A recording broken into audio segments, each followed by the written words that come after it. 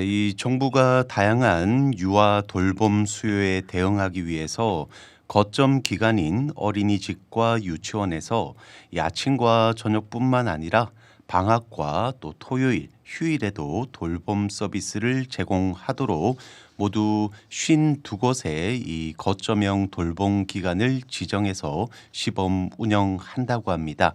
특히나 이 시범 운영 지역에는 이번에 울산도 이 포함이 돼 있다고 하는데요. 오늘은 이 소식 자세히 알아보겠습니다.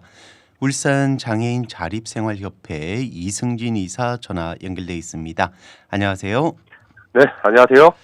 네, 이 정부가 이번에 발표한 이 거점형 돌봄 기관 시범 운영 사업은 이 그동안 일을 하면서 아이들을 돌봐야 했던 분들에게는 반가운 소식이 될 것 같은데 어떤가요? 네, 그렇습니다. 이 주야간 교대 근무를 해야 하는 직업군, 그리고 주말과 공휴일에도 일을 해야 하는 서비스 직종 종사자들에게는 정말 반가운 소식일 텐데요. 이처럼 다양한 유아돌봄 수요에 맞추기 위해서 거점 기관인 어린이집 또 유치원에서 아침, 저녁, 방학, 토요일, 휴일 모두 돌봄을 할 수 있도록 총 52개소의 거점형 돌봄 기관을 지정해서 시범 운영한다 이렇게 발표를 했습니다. 교육부는 이 11개 시도교육청과 함께 어린이집과 유치원 간 돌봄 연계와 또 기관별 장점을 활용해서 학부모 수요 맞춤형 거점형 돌봄 기관을 운영하게 되는데요.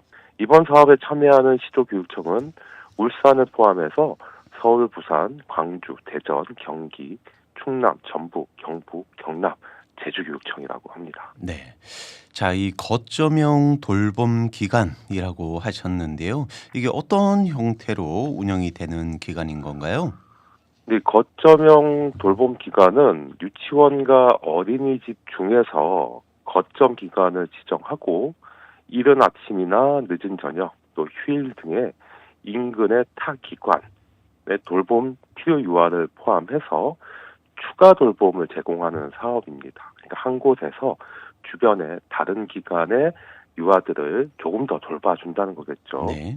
한동안 이 논란이 많았던 이 유보 통합, 이 유치원과 어린이집을 통합하자, 뭐 이런 취지를 살려서 어린이집 또는 유치원 모두 거점 기관이 될 수 있다고 합니다.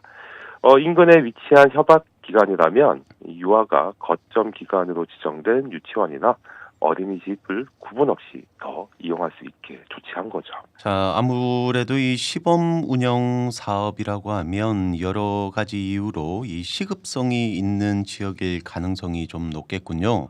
네, 맞습니다. 이 올해는 돌봄 기간이 부족하거나 또 접근성이 낮아서 이 돌봄 서비스 이용이 어려운 지역을 지정하고 또 학부모의 공백을 우선 해소하기로 했는데요. 각 시도교육청에서 기관의 여건이나 위치, 접근성 등을 종합적으로 고려해서 공모 과정을 통해 모두 52개 기관을 거점형 돌봄 기관으로 지정을 했고 또 교육청 또 기관의 여건에 맞춰서 순차적으로 지금 시범 운영을 하고 있다고 합니다. 네.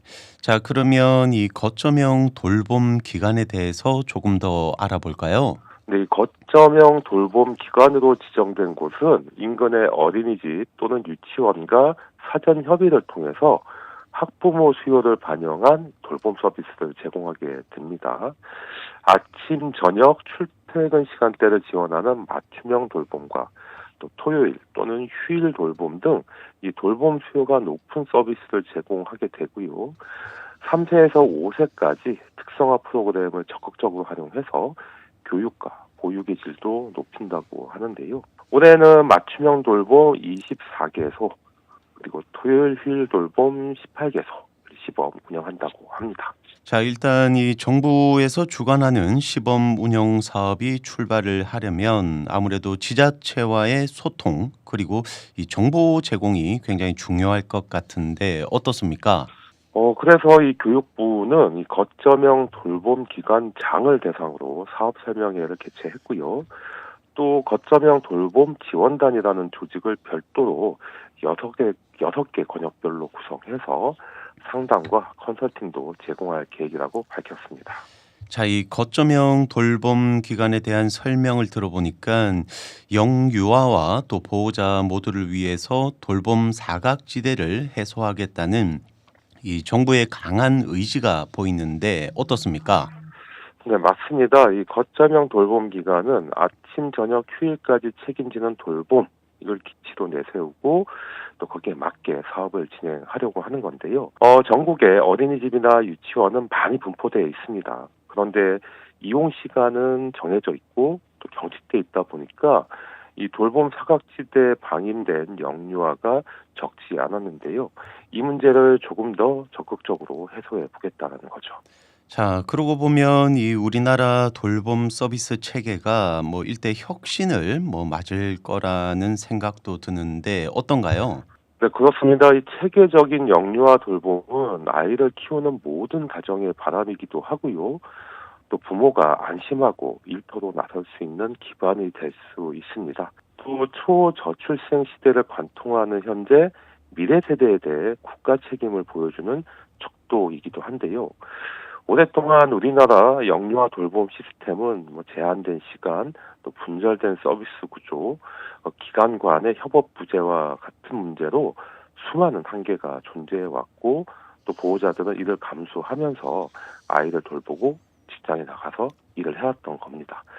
그러니까 아무래도 할머니, 할아버지가 그 공백을 메워야 하는 세태가 이어져 왔던 거죠. 자, 그러면 이 거점형 돌봄 기간 사업이 본격적으로 시작이 되면 특히나 어떤 분들에게 도움이 좀 많이 될까요? 일단은 맞벌이 가정, 한부모 가정, 또 비정규직 근무자 같은 경우 가장 도움이 될 것 같은데요. 이렇게 보육 공백을 감당하기 어려운 상황에 자주 부딪히게 되는데요, 이분들은.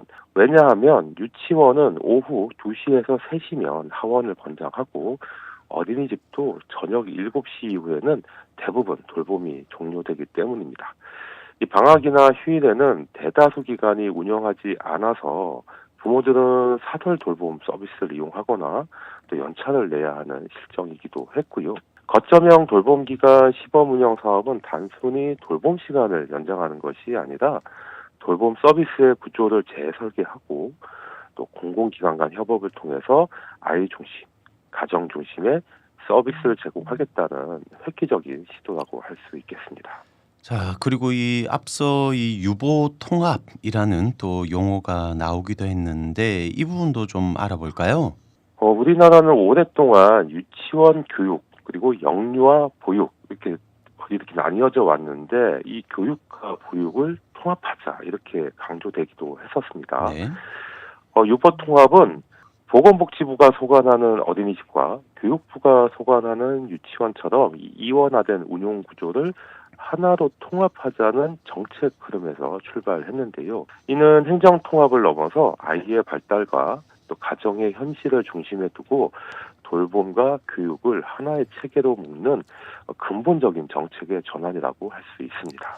그러니까 이 거점형 돌봄 기관이 이 유보 통합의 철학을 실현하는 현장 기반의 뭐 실험이라고 볼 수 있는 건가요?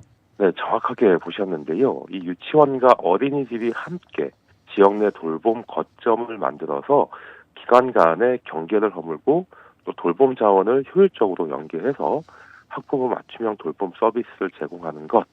이것이 유보 통합의 철학을 실현하는 건데요. 각 거점 기관은 인근에 2개 이상의 어린이집 또는 유치원과 협약을 맺고 그 기간의 아이들도 돌봄 서비스 대상에 포함시켜서 운영하기 때문에 실제 아동 수요에 기반한 이 통합적 돌봄이 가능해진다고 보는 겁니다. 자, 이렇게 돌봄 시간이 확장되고 또 휴일에도 이용을 할 수 있다면 뭐 이 학부모님뿐만 아니라 뭐 아이들을 많이 돌보는 할아버지, 할머니들에게도 굉장히 반가운 소식이 되겠군요. 네, 맞습니다. 이 거점형 돌봄 기관의 가장 큰 특징은 단연코 이용 시간 확장인데요. 대개 이 맞벌이 부부 가정에는 시간이 되면 할머니 또는 할아버지가 방문해서 아이를 인계받고 부모가 올 때까지 돌봐야 했는데 그런 면에서 할머니 할아버지가 더 반길 만한 사업이라는 생각이 듭니다. 기존의 돌봄이 평일 오전 9시부터 오후 5시 또는 6시 사이에 국한됐다면 이번 사업에서는 이른 아침부터 저녁 늦게까지, 심지어는 토요일과 휴일, 또 방학 중에도 돌봄이 제공되기 때문인데요. 아침 7시 이전에 등원하고 저녁 8시 이후에 하원하는 그런 시스템이 가능해지는 겁니다. 자, 그렇게 되면 이 아이를 또 직접 돌보고 싶어하는 부모님이나 조부모님에게는 여러 가지 선택지가 생긴 셈이군요. 네, 맞습니다. 근무 형태가 유동적인 부모나 또 조부모님에게 실질적인 선택지를 하나 더 제공한다는 점에서 의미가 큰데요. 예를 들어서 병원 의료진이나 제조업 근무자, 또 경찰관, 또 소방관처럼 이 교대 근무 직군이 많은 지역에서는 이런 형태의 돌봄 서비스가 절실하기도 하기 때문입니다. 네. 자, 이처럼 이 교육부와 또 각 시도 교육청이 시범 사업의 실효성을 높이기 위한 전략을 또 가지고 있을 것 같은데 어떻습니까? 일단 단순히 기관의 규모만을 기준으로 삼지 않는다는 점에서 더 주목이 되는데요. 오히려 돌봄 수요는 높은데 공급이 부족한 지역, 그러니까 돌봄 취약 지역을 우선적으로 고려한다는 겁니다. 농어촌 지역이라든가 또 울산처럼 산업단지가 많은 인근 지역이라든가 또 신도시 내 신규 공동주택 밀집 지역처럼 지리적 접근성이 낮거나 기존 공공 돌봄 기관이 부족한 곳부터 시범 사업을 시작하기로 한 건데요. 일부 도심 지역에서도 저녁 돌봄이 절실한 맞벌이 가정의 비율이 높거나 주말 보육 수요가 많은 곳들이 있다면 시범 사업에 포함하기로 했습니다. 자, 그럼 이런 기준에 따라서 모두 11개 이 시도 교육청이 선정됐다는 거네요. 그렇습니다. 이 각 교육청은 이 공모와 심사 절차를 거쳐서 지역별로 적절한 기관을 선정했는데요. 각 거점 기관은 지역사회의 수요와 현실을 반영해서 맞춤형 돌봄 계획을 수립하고 그에 따라서 점진적으로 시범 운영을 시작하게 되는 겁니다. 네, 울산 지역에도 있다고 했는데 그럼 이 거점형 돌봄 기관이 어디에 위치하고 있는지는 어떻게 확인을 할 수가 있습니까?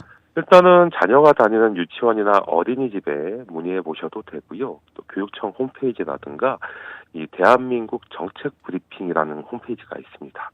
이런 사이트를 통해서 거점 기관을 검색할 수도 있고요.